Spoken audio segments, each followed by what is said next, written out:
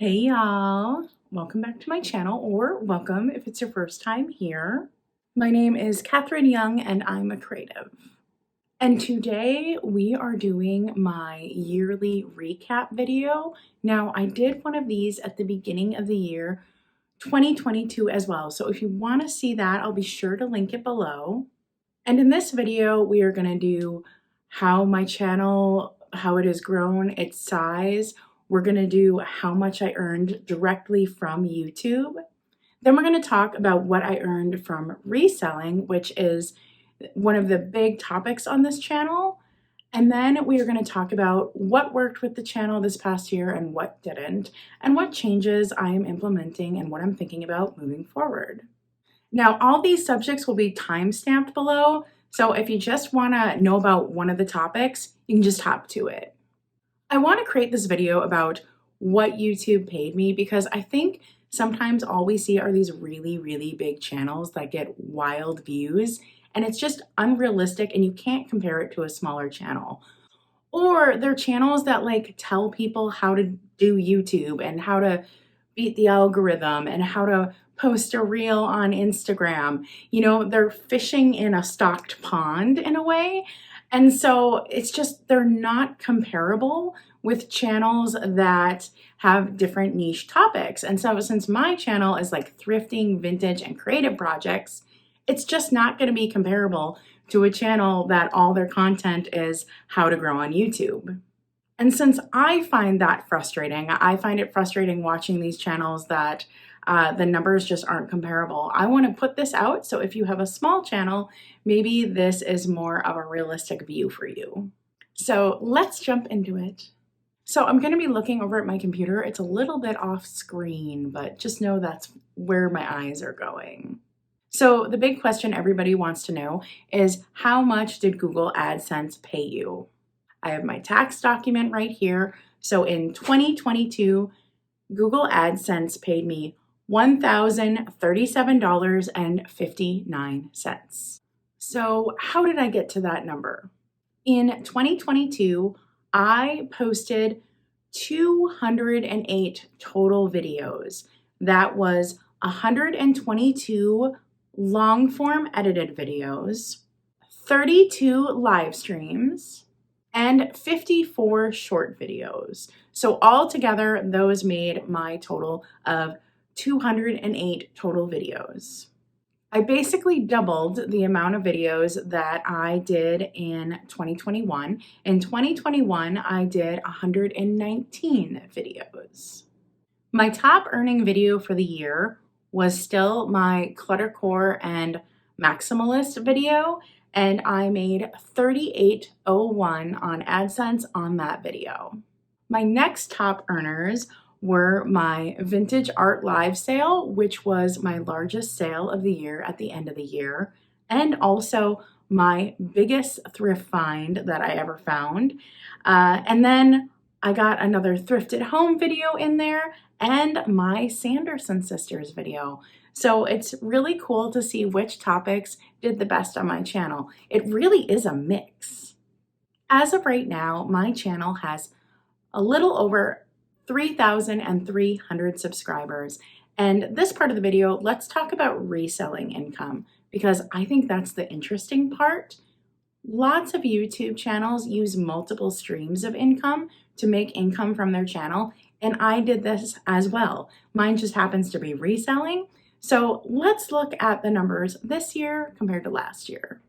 So in 2021, I made $3,592 in reselling without all the expenses taken out, taxes, all of that, okay? This year, wait for it, this year on this channel, by doing vintage reselling, I made $18,071. What a difference, right? Wow. Now, $13,658 was in vintage sale invoices, okay? But let's just be realistic, okay? $3,704 was actually postage of that. So wasn't quite all there. My biggest sale that I had was actually selling on eBay. It wasn't selling directly here on YouTube. However, the item I found during my 30 days thrifting Goodwill series. So that item that sold on eBay, I'm counting it towards reselling on this channel because I wouldn't have been at that store if I wasn't filming.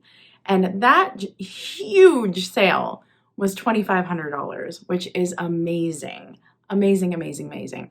And total on eBay was $3,743.82. Now I count that towards my reselling total eBay, but also like eBay has fees too. There was $743.21 in eBay fees. So you got to realize like there's stuff in there, and this is all before taxes. I just did my taxes, so just note I'm not including what came out in taxes on this. You know, I also sold a peacock chair local on Facebook Marketplace from my 30 days thrifting series, and I made $165 from that. And my Teespring shirts, I made $503.78 from those Teespring shirts this year. So, I mean, that's just awesome. I did really, really well. So running this business also has a ton of expenses. So I had $7,092.07 just in like online receipts. This is like shipping supplies, ink, paper, bubble wrap, even like Vistaprint printing my postcards, boxes, memory cartridges, all that came together. So there was actually a lot of expenses.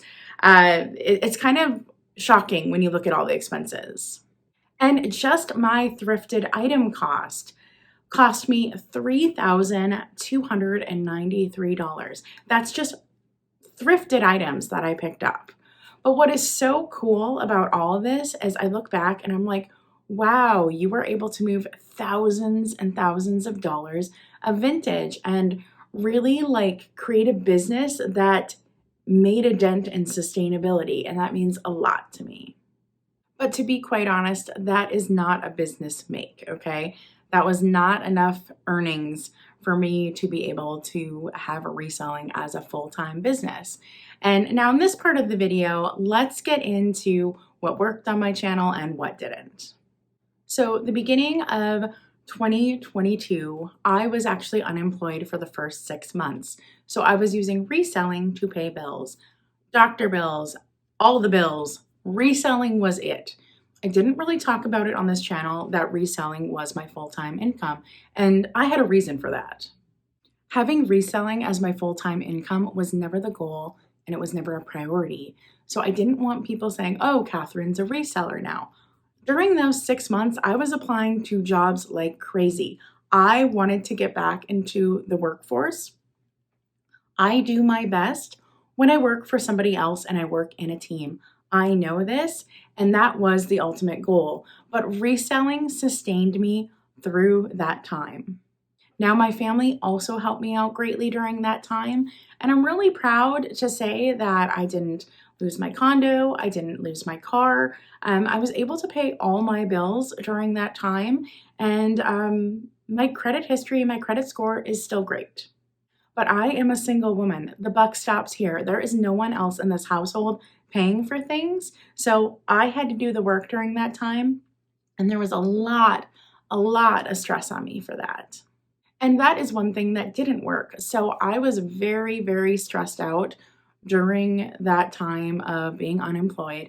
And it ended up sparking the worst run of cluster headaches I've ever had in my life. I'm not looking for any advice on cluster headaches. Please do not leave those type of comments below. I have a neurological team. Please don't leave comments on what I should do. But it was really, really bad. I worked myself into the ground, and I really had to just rethink priorities on this channel. Just the other day, I was listening to one of my absolute favorite authors, Cleo Wade, and she was saying, if your car is always in drive, it will take an actual breakdown or an actual crash to make it stop. And I think that's where I was at. I was just going and going and going. And I had to be physically crashed to be able to slow myself down. And I look back on that and I realize I made some really bad choices. For one, I was hopping from channel to channel to channel, trying to do sales, trying to sell more and more. And what ended up happening is I wasn't making good sales on those channels. Now, that's not across the board, but what I learned is channels I go on need to set me up for success. They need to advertise that I'm coming and get their crowd excited that I'm going to be there. That is a huge one for me. They also have to hold the camera well. It's just, I need to know I'm going to be set up for success when I go on that channel.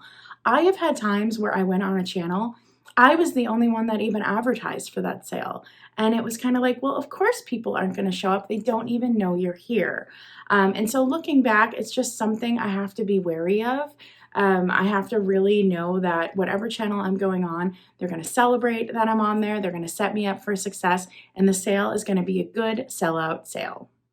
So for me, it actually worked better to gather other resellers and bring them to my channel because I would advertise the hell out of the sale. I would make it a fun theme. I would create all the graphics and I would make it a real event.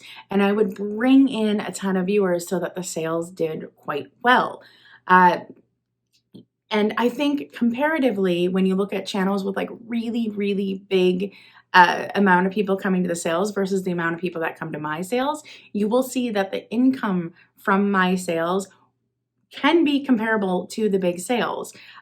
Towards the end of the year, if I didn't have $500, $600 sales, I would be really disappointed. And right there at the end of the year, I was having $1,000 sales on my channel, which is just awesome.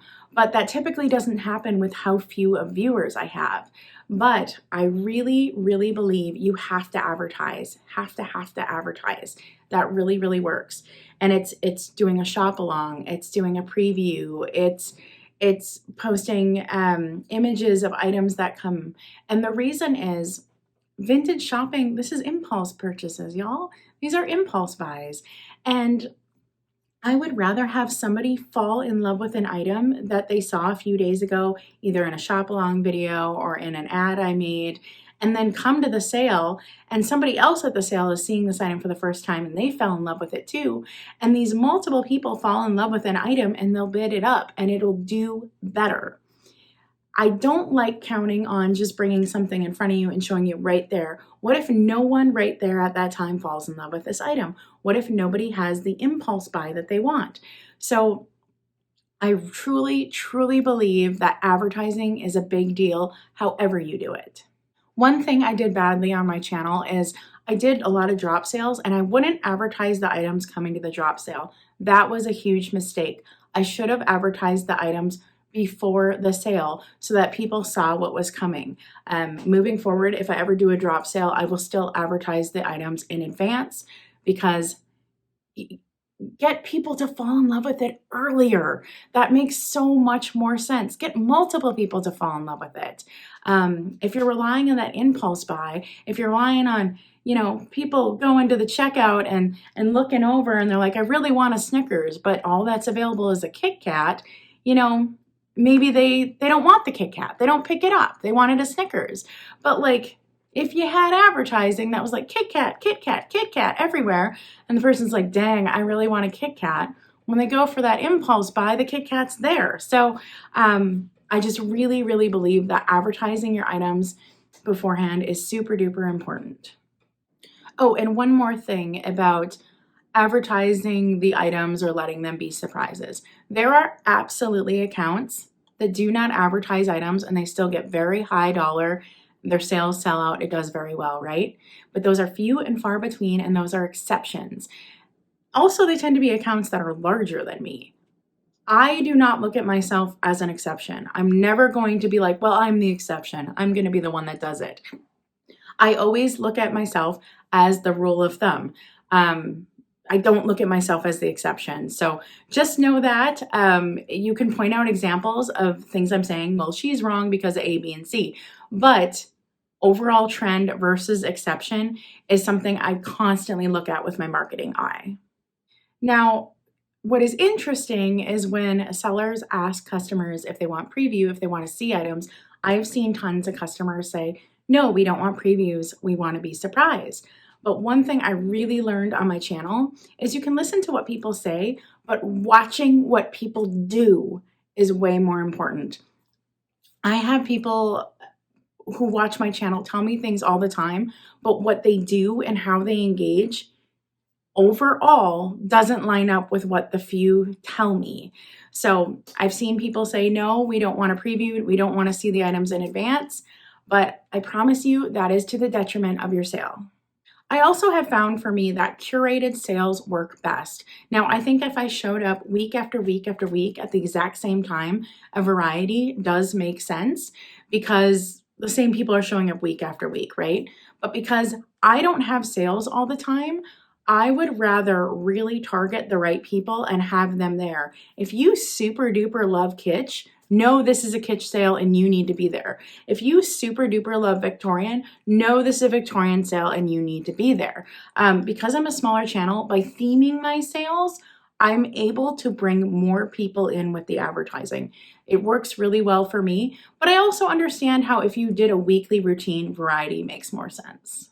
Another thing that really, really worked for me is when I brought other sellers onto my channel, I made sure to not just advertise the hell out of it the way you saw, but I paid for ads. So I, on Instagram, paid money to get the ads in front of more people. So anyone who came and sold on my channel and moving forward as well, just know I paid for ads so that people saw that you were coming. So I truly believe in celebrating the people that I bring on my channel, and I boosted content so more people would see it. What I have found works best with partnering on YouTube is offering the most I possibly can to the people I'm partnering with.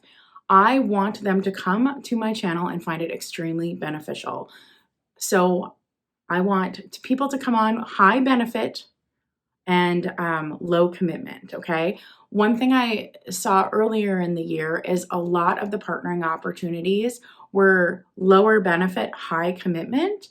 And, people would have to sit in a sale like 4 hours or I partnered with some things where I was making graphics for stuff, where I was project managing sales, where the other people weren't. There was just a really high commitment. And then at the end of the day, my sale didn't do well. I did not sell out. And what I've discovered is if I offer ways to partner with other YouTubers, I want them to have a low commitment and high visibility and for it to be, very beneficial for them. And that has worked out really well. So I love the show and tells. I think those are so fun. It gets them in front of a new audience and they have low commitment. They just show up and show something. So that's great. I love doing the sales where I feature a seller every hour. That's only an hour commitment. They get in front of new people and they get the advertising of being on a sale with a lot of other names. And yeah, I've really learned that partnering is about nobody has a lot of time. No one does. So I am going to offer the biggest bang for your buck. I want my channel to be beneficial for you. So I want you to be able to come on, have a lower commitment. I'll advertise the hell out of it for you. And hopefully it is very beneficial for you. One really cool thing that I do that other channels don't do is I do giveaways for anyone that's in the room. I also do add-on items and those go to people who have already purchased. But if I do giveaways, I open it to anyone in the room. And that's because when I do a giveaway, I want anyone to have it. If you have to make a purchase to get something free, that's not a giveaway, it's a raffle, right? Raffles, you have to purchase to get something, the possibility to get something. And if I want to do a giveaway, I truly want it to be free. Why you wouldn't want to do this is I have to pay for shipping. I have to pay for wrapping that. I lose time and money off it. But what I have discovered time and time again is people who win my giveaways become customers later. And it is astounding. Every single sale, I will have somebody who was a previous giveaway winner now are a customer. So I can see it. I can see it in all my sales. It works really well. And what I always just make sure is I make sure that most of my giveaways are really lightweight, so they ship cheaply. But I'm telling you, giveaways work wonders on my channel, and especially giveaways where I allow anyone to enter, lurkers and all. Also, this past year, I did raise my price point, and it's not like I'm charging more for items. It's just that I won't pick up low priced items anymore. This past year, I shifted to I won't sell something under $10. I won't pack a box for under $10. Moving forward to this year, I hope by the middle of the year that I won't pack a box for under $15. And that just has to do with the fact that my most valuable asset is my time. So that's also been really good for me, not focusing on those small items. I did try to do a clearance sale at one time, and it was an absolute disaster. It didn't sell out. I ended up packing $5 boxes. It was a nightmare. So I just don't want to do that anymore. My time is the most valuable thing being sold on this channel. Okay, and now let's talk about things that didn't work. So my anxiety around being live has never ended. I've just gotten more and more clear on what really amps up my anxiety. So it never got better. I love public speaking. I love talking to people, but I completely shut down afterwards. So if I go live, I usually have to go take a nap for like 3 hours afterwards. It's just how my body works. And it's okay. It's absolutely okay that going live drains me. It's not anyone else's fault, or it's not a bad thing, a good thing. It's just is what it is. So me having like a regular live every week would not be sustainable for my mental health. And my anxiety really does stem from the comment section and how people utilize it. Don't get me wrong, people have been wonderful in my comment section. I mean, just fantastic. I've had very few instances where it was anything that kind of freaked me out. But I have seen chats where people come in with their big, devastating news and they pull the whole chat down. That would freak me out. I do not do well holding an item up that's great, and everybody in the chat would be like, I'm so sorry, I'm not like, and dragging it all down. That would raise my anxiety really high because now I'm not set up for success. And that side conversation that's going on is out of my control. Those are the things I worry about. But here's the thing. I don't blame anyone who does that. We all come into the space the way we need to come into the space. It is the way I handle it that ends up being negative. And I don't think I give people the grace they deserve. So my anxiety, it just has never gone away. And so I'm just mindful of that. So if you're thinking about doing live sales or going live, I recommend doing like live hauls first, live chats first.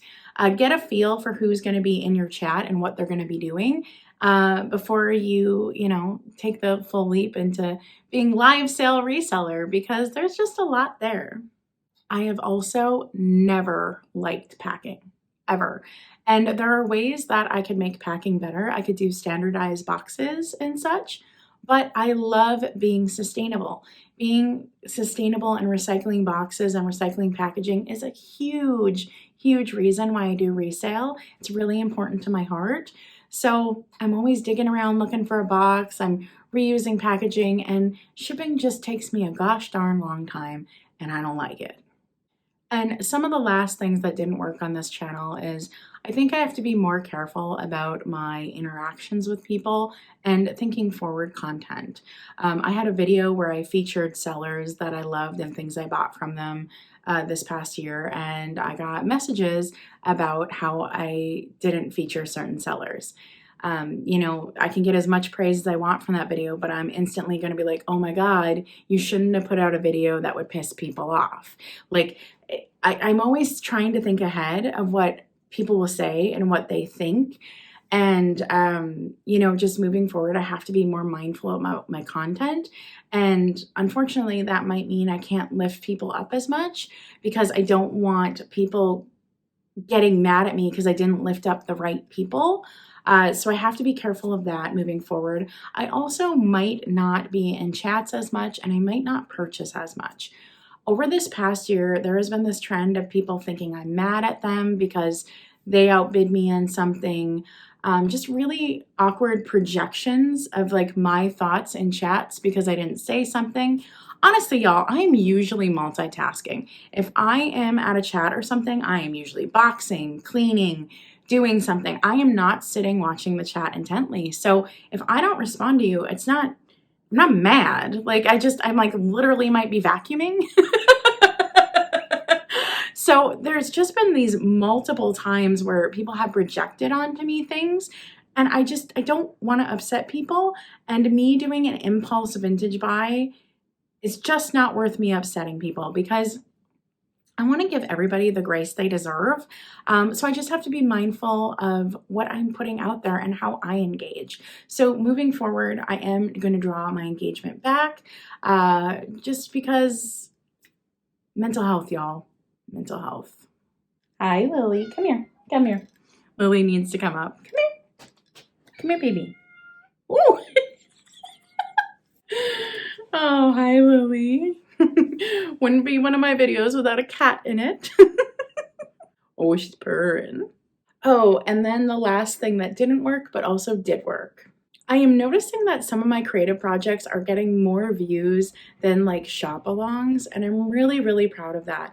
I like the creative projects more. I think they're more interesting, but the high-level concepts that I'm doing are really hard for YouTube to understand what I'm doing and who to push those videos out to. So they typically perform worse, which is just so heartbreaking because like when you put a ton of time into a video and it performs less, it's your own creativity. It's your own idea. You can't not take that personally. But I am really proud to say that some of my more interesting content is starting to pick up. Moving forward into this next year, I'm not going to post as regularly, and it's because I'm going to make content more that I care about, and I know it'll mean my channel will grow slower and it probably won't do as well, but I'm really hoping that creative content picks up versus the other content. Oh, she's all cuddly.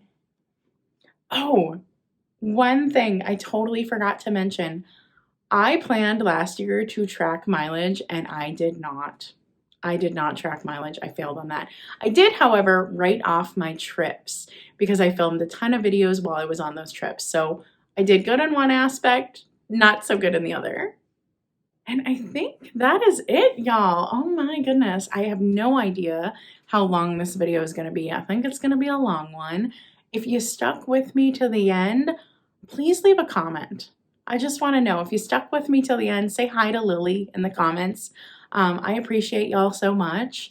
And I hope you found this video helpful. Again, this is just my opinion. It doesn't mean that the way other people do something is wrong. It's just my experience with being on YouTube as the person I am. So I hope everyone has a great day, and I hope this gave you some insight into like what it takes to run a YouTube channel. And stay creative, y'all, and bye. Lily, say bye. Say bye.